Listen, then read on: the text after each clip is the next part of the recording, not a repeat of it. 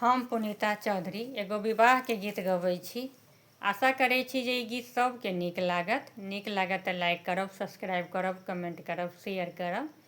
फेसबुकपर देखै छी तऽ फॉलो जरूर करब। जय मिथिला, जय मैथिली। छाला मनोरथ बेटा एक होइता, भए गेला बेटी के जनम य। छाला मनोरथ बेटा एक होइता, भए गेला बेटी के जनम य।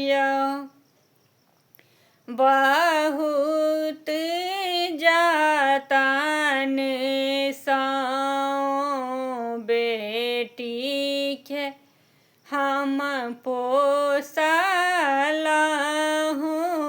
बेटा जकाँ केलहुँ दुलार य। बहुत जतन हम बेटी के हम पोसलहुँ, बेटा जकाँ केलहुँ दुलार य। पढ़िए लिखिए बेटी 20 बरसक भेली, भए गेला बियाहन जोग य। पढ़िए लिखिए बेटी 20 बरस भेली, भए गेला बियाहन जोग य। पूरब खोजलनि बाबा, पश्चिम खोजलनि, खोजि लेलनि मगहमु गेरय। सीता जुगुत बर कतहु न भेटल, भेटि गेल श्री भगवान य। सीता जुगुत बर कतहु न भेटल,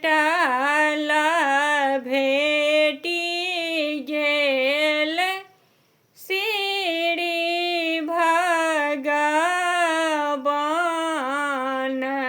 य। कन्यादान करबैसला जनकरिखि, मोती जकाँ झहरनि लोर य।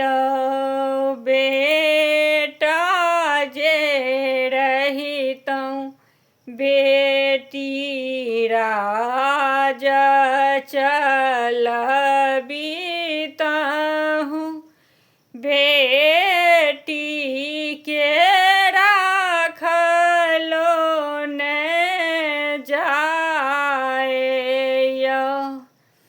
बेटा जे रहितौं बेटी राज चलबितौं। बेटी के राखलो ने जा